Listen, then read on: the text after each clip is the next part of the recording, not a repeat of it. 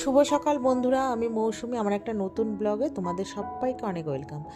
আজকে সকালবেলা দেখো এখন চা বানাচ্ছি। তো আপাতত এখন সকাল নয়, 11টার মতো বাজে। তো এখন চা খাবো আমি আর মেয়ে।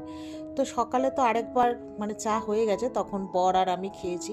আর আজকে জানো তো সকালবেলা রান্নাবান্না হয়নি, কারণ আজকে বরের অফিসে রয়েছে মিটিং। তো বর সেখানেই সকাল সকাল চলে গেছে, তো আজকে ওখানেই খাওয়া দাওয়া। তো সেই কারণে সকালে আজকে আর রান্নাবান্না করিনি। তো এই যে এখন চা করে নিচ্ছি, তারপরে একটু টিফিন করব। চা বলতে আমি আর মেয়ে তো খাবো বললাম তোমাদেরকে। আর এখানে দেখতে পাচ্ছ তো আলু ভাজছি, দেখে বুঝতেই পারছো আলুটা দেখে যে আজকে কি রান্না হবে। তো একটু রান্না হবে আজকে মানে চিকেন আর পোলাও করব, কারণ মাদেরকে আসতে বলেছি। মা অনেক দিন হয়ে গেল আসে না। তো এর আগে একদিন মাঝখানে এসেছিলো, ওই ব্লগটা তোমাদের এখনও ছাড়া হয়নি আর কি, এডিট করাই হয়ে উঠছে না, তো সেই জন্য। তো আজকে যেহেতু রান্নাবান্না নেই, তো মাকে বললাম যে তুমি আজকে এসো। তো বাবু আসবে না, ওই মা আর ছোটো ভাই আসবে। তো সেই জন্য মা একটু পোলাও খেতে খুব ভালোবাসে, তো সেই জন্য আজকে একটু ভেবেছি যে পোলাও আর মাংস করব। তো মাকে আগের দিন রাতেই ফোন করেছিলাম যে মাংস আর পোলাও করব, তুমি আর ভাই খেতে আসবে। বাবুর শরীরটা ভালো না, সেই জন্য বাবু আসবে না। তো যাই হোক, এখানে ওই আলুটা দেখো ভেজে নিচ্ছি, আর এই পাশে করছি পাস্তা চাউমিন। আলু পেঁয়াজ আর বাদাম দিয়ে করব। দেখলাম পাস্তাটা অল্প রয়েছে, তো সেই হিসাবে আমি বললাম একটু চাউমিন মিশিয়ে নিই, আমি আর মেয়ে খাবো। তো মেয়েকে বলেছি ওইদিকে স্নান করে আয়।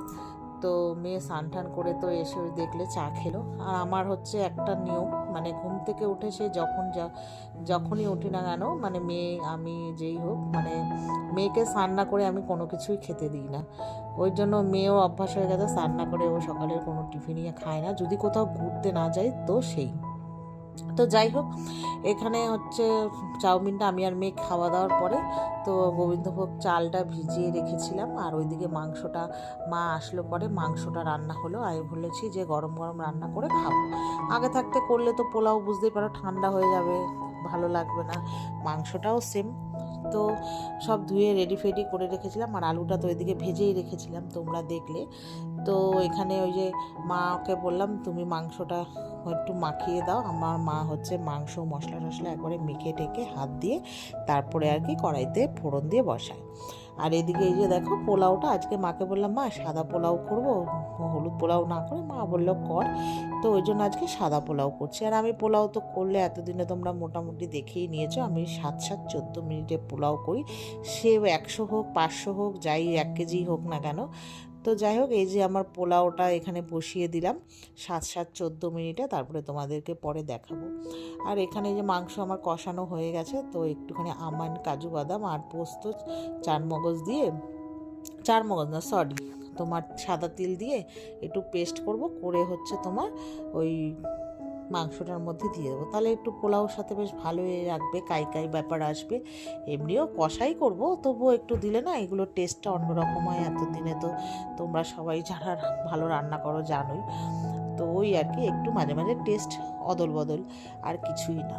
তো এখানে যে আমার কয়েকটা আমন্ড ছিল, আমন্ড ভিজিয়ে দিয়েছিলাম গরম জলে। তো ওই যে আমন্ডের চোকলাগুলো এবার ছাড়িয়ে নিলাম। এই যে দেখো এখানে আমন্ড আর সাদা তেল দিয়েছি, আর পোস্ত টোস্ত এইসব দিয়ে সব পেস্ট করে নেব।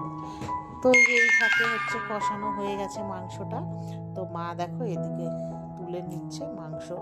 মেয়ে পেছন থেকে বলছে দিয়া আমাকে কিন্তু কষা মাংস আমার জন্য রাখবে।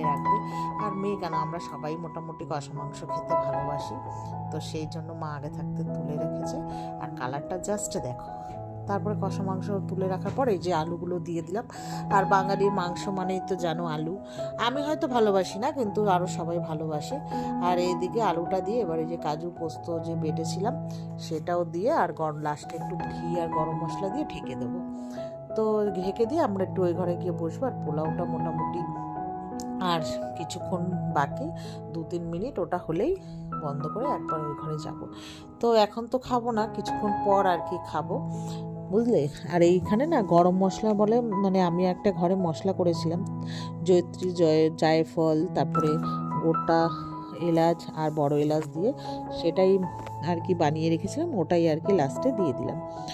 তো এটার এর আগে একটা নতুন রান্না করেছিলাম মাংসের, তো সেই জন্য মশলাটা বেশি করে করা হয়েছিল বলে আজকে ওটার মধ্যেই দিলাম। তো যাই হোক, এখন আমি মা সবাই গল্প করার পর এখন ওই 3টে থেকে 3:30টার মতো বাজে। তো এখন এই যে দেখো খেতে বসে পড়েছি। এই যে দেখো আমার পোলাওটা, সাদা পোলাও, আর মাংসটা তো তোমাদের আগেই দেখিয়েছি। তো এই যে এখন খেতে বসবো। ঘরে জানো তো শসা নেই, তো কি করব, এখন শুধু পেঁয়াজ দিয়ে খাবো। মা অত শসা পেঁয়াজ খায় না, মেয়ে একটু পেঁয়াজ খেলে খায়, আর আমি একটু, যাই হোক আমার একটু এইসবের সাথে ফ্রাইড রাইস বলো পোলাও বলো একটু শসা পেঁয়াজ হলে বেস্ট হয়, মানে শসার থেকে পেঁয়াজটা হলে বেশি ভালো হয়। তো যাই হোক, এই যে এখানে এবার আমরা সবাই এক এক করে খেতে বসে পড়েছি, মানে এক এক বলতে আমি, মেয়ে আর মা। ভাই আসতে দেরি হবে, ও বললো তোরা খেয়ে নে, আমি একটু পরে আসছি। তো আমরা খেতে খেতে এই যে দেখো মাত্র হাত ধুয়ে উঠেছি, অমনি ভাই এসছে। তো ভাই বললো আমি টেবিলে খাবো না, এখানে দে এসির ঘরে নিচে বসে, গরম তো, আর সেদিন তো প্রচণ্ডই গরম পড়েছিল। তো ওকে এই যে খেতে দিয়েছি, তো খেয়ে দিয়ে বাড়ি চলে যাবে। তো চলো আজকে এই পর্যন্তই, টাটা।